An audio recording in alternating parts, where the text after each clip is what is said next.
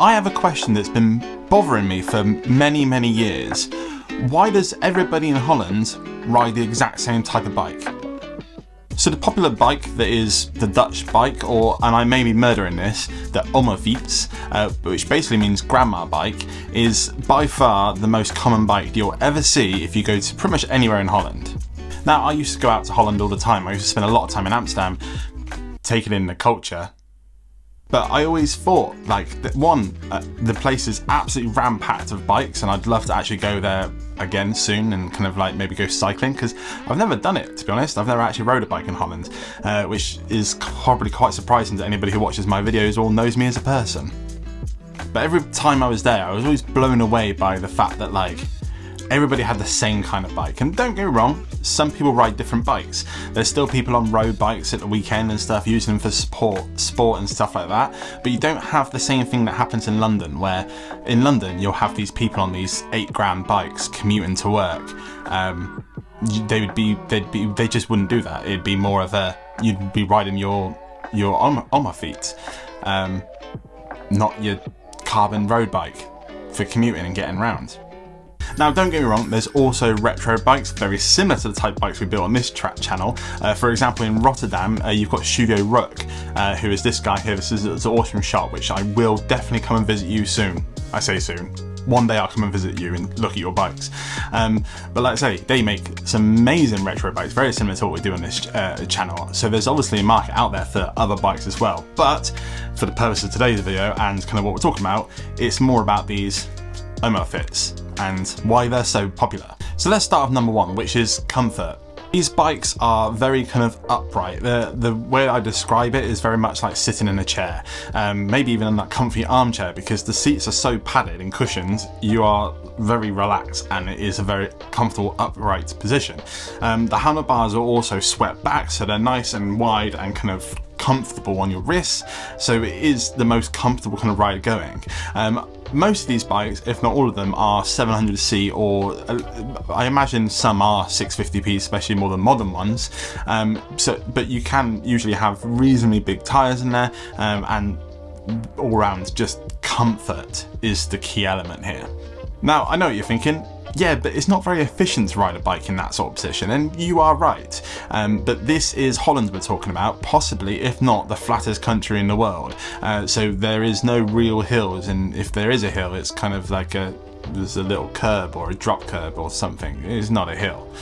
So you don't need that. You literally need to be able to get from A to B. And the other thing with these bikes is the fact that because they are so comfortable, you don't need to ride cycling gear. So if you are going to the work or going to meet some friends, being able to just wear whatever clothes you want and not have to worry about being in comfortable cycling clothes, they're comfortable.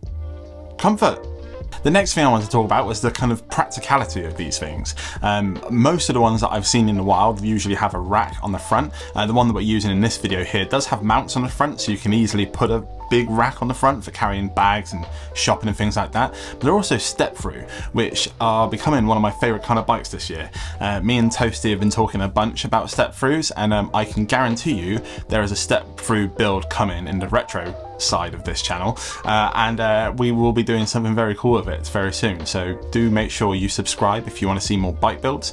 And there's a very cool, it's going to be the pub bike, or the ultimate pub bike. It's going to be extremely fun to make. You don't want to miss it. But step throughs, and it kind of goes back to that comfort element, and I think comfort is going to be something I'm going to say over and over again in this video. But the way that they are step through, they give you the ability to wear whatever you want. Some women even wear skirts or dresses. I mean, don't have to be women, a guy can wear a skirt and a dress if he likes as well, and you can get on and off that bike nice and easily. Usually at this part of the video I've usually said something about the bike and it kind of correlates to one of my stickers. This one's a little bit of a hard one, but I'm going to try anyway. A lot of these Dutch bikes have those racks and baskets like I mentioned, and we have a sticker that says nice rack on it. I think I've only got 1 or 2 of these left, so if you're keen, check out the website, which is saveoldbikes.com, but there's loads of other stickers on there as well, and it really does help me do this channel, so every sticker helps. Take a 10-second review. It's very comfortable,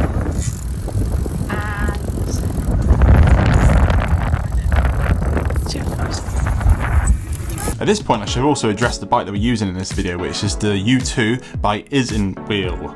You can probably tell from the actual footage in this video, but this is an e-bike Dutch bike, or a electric Dutch bike. That's a better way of saying it. It's an electric Dutch bike. It's got a 350 watt motor, almost 500 watt hours of battery power, and does around 20 miles an hour. In all these clips I've got it restricted to the 15 miles an hour, which is the legal limit in the UK, but if you are buying this bike somewhere else in Europe, you can restrict it and get it up to its full capacity. The max range for this bike is around 50 miles, so it's really quite good when it comes to what you can do on it. The battery is really quite large, so you can charge it and use it for most of your commuting for a week if that's what you're doing on it. But all round it's a really nice bike, and a big thank you to Isn't sending it out to us to play with. Oh, if you're actually into this bike and you want to check it out more, there is a link below in the description, including a discount code as well. So the last two things I wanted to talk about was the actual material they're made of, and then the actual fact that they're really low maintenance. So Dutch bikes generally are steel bikes. They are kind of vintage retro style. Even if they are made in recent times, they often are still made up to that same caliber, which is a steel frame lasts forever. This is another reason why they're comfortable as well, which is, let's just face it, these bikes are comfortable and that's why you ride them. Like, no matter what I say, it all comes back to they're comfortable. But in my opinion, and a lot of people's opinions, steel bikes are way more comfortable just because of the way they flex and kind of absorb some of that roadness that, depending on where you are, is rubbish, especially in London. Dutch bikes come in lots of different forms, but I don't think I've seen many, if any, with a derailleur on the back of it. They all either are single speed or hub drum gearboxes, which take next to no maintenance in the slightest, which is obviously, if it's something you ride in every single day, the smallest amount of maintenance that you need is the best thing. Simple as that. So the last thing to mention is, and I think why most people still ride these bikes, is they are beautiful. The way they are designed, the way they're shaped, and they just stand the test of time. That's why they're still being made. If you enjoyed today's video, do feel free to give it a little like below, or comment. Let me know what you think of Dutch bikes. Why do you think they are ridden so much? And not just in Holland, by the way. They are ridden all over the world. And why? What do you think? Let me know in the comments below.